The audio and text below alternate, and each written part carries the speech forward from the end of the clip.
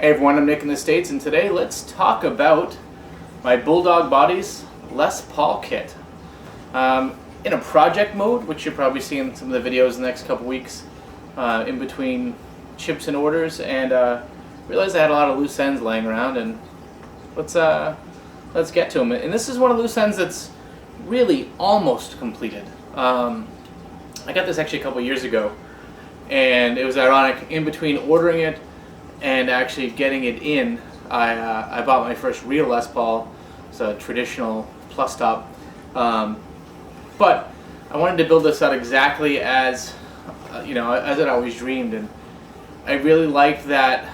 It's coming up more red, I think, in the video here, but it's almost like a lemon burst. It was I used ReRanch all nitro on it, and it's a nice flame top veneer on a real maple cap, and a 3-piece mahogany back without the, like how Gibson does the veneer. You can actually see all 3 pieces, but not bad looking pieces of wood.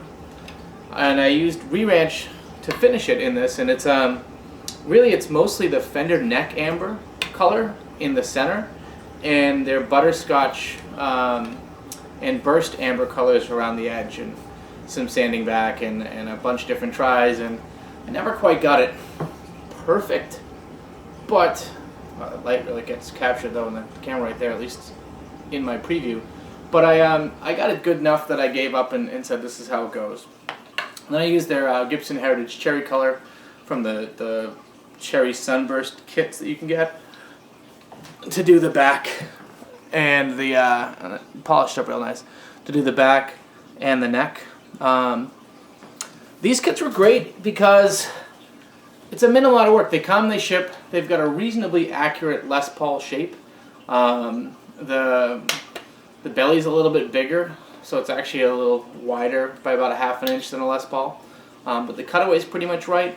It's funny, if you put it next to a real Les Paul looks like it got shrinky dinked a little bit. If you look at this Melody Maker next to it, which is a Les Paul shape, you can kind of see that the Bulldog's a little bit bigger across the bottom.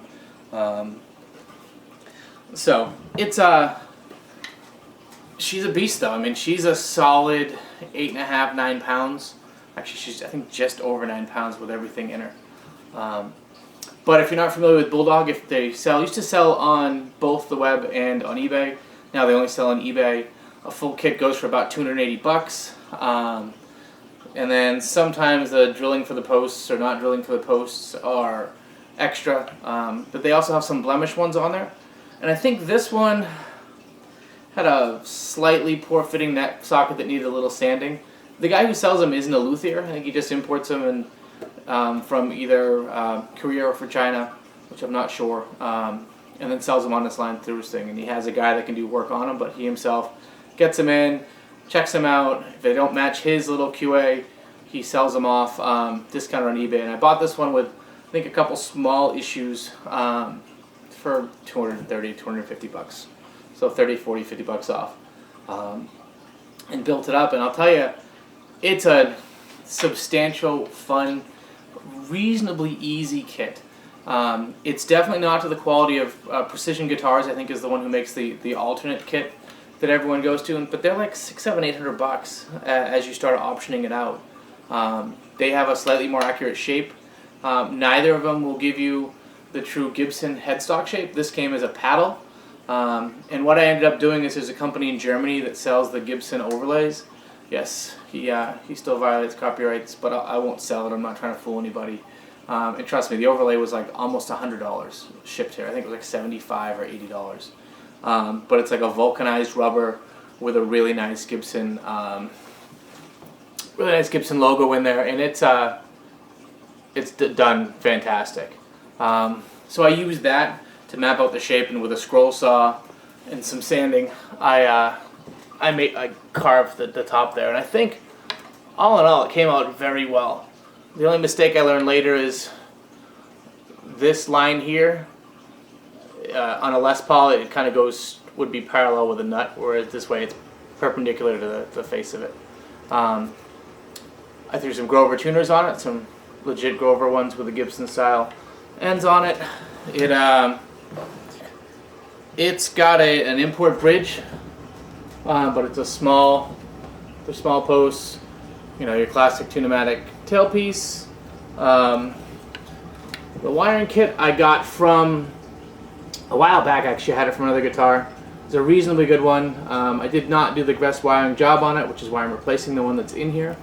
But they are all CTS pots, you know, Switchcraft switch, all that kind of stuff. And then it's a Seymour Duncan 59 neck and Jeff Beck bridge. But there aren't a lot of videos for people that have done these, and I'll tell you, if you know how to do guitar finishing, it's pretty much a layup to put the guitar together and fly with it. The neck is really ready for all neck preferences because it's a frickin' baseball bat. Like, I'm really not worried about the neck shifting a whole lot. The action, actually, she's way out of tune, but she's still got a little fret buzz that I'm trying to work my way out of, but she's just a substantial 50s style, you know, giant baseball bat neck that you could sand down and do whatever. I just didn't want to break it or mess it up or make it imperfect, so I left it as it was. You know, grain fill the whole thing, shoot it all with the ReRanch rattle cans, and then shoot, you know, a dozen coats of nitrocellulose lacquer on the top of it, which stinks to holy heavens. It takes like 2 weeks to kind of vapor off. Yeah, here's where I say Minwax sells like a nitro lacquer that does have some nitrocellulose to it. That stuff is the stinkiest, awfulest ever. It also goes on kind of crappy. I'd recommend getting, I just got those stuff from ReRanch themselves. And then Woodcraft, which is a chain of wood carving stores. They sell bandsaws to everything else. Has I forget the brand name, but it says instrument lacquer, and it's a nitro as well can. And that's been the best type that I have. And it's nice because I can drive to a place 15-20 minutes away and buy them. Every time I go there, I buy the 3 or 4 cans they have in stock, and then I go back a month later and they've got 3 or 4 cans left in stock, and then I would buy them out again. All in all, though, they're great kits. I do recommend them. One thing you'll also see is, or you'll hear a lot is, you know, any problems, you take it back, you get a refund. You can probably import the same kit. In fact, there's a few that I always have tagged on eBay from China that looks identical. It's probably his supplier. But if you get one that stinks, what are you going to do? You're going to eat the $140 that you spent on it, $160 that you spent on it getting it back there. Whereas with him, you can spend shipping back to Chicago or something like that, and get another one. So she's got a little bit of electronic issue right now, just with some buzzing and stuff. I'm not going to do a sound demo, but it's a great looking guitar. For anyone who has a Gibson, they actually have the bridge in the right spot, which is nice. The knobs and pots are actually mounted in the right spot, and the routing on the control cavities and on the switch is actually pretty darn good and pretty close to representative of how Gibson does it. So I think from a quality standpoint, it's a fun guitar.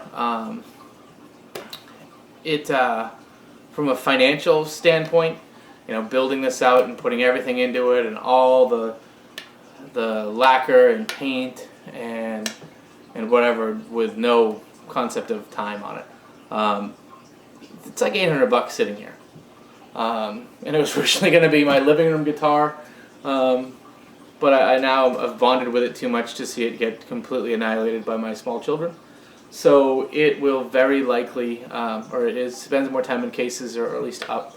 I'm going to get her kind of finished from the electronics sorted out, and the neck a little bit more of a polish on the frets. So I'll play her more than I do now. I don't play her a whole lot. But I like it. It's a fun learning experience. I recommend if you're looking at kits, that kind of stuff, I think Bulldog is definitely worth a try.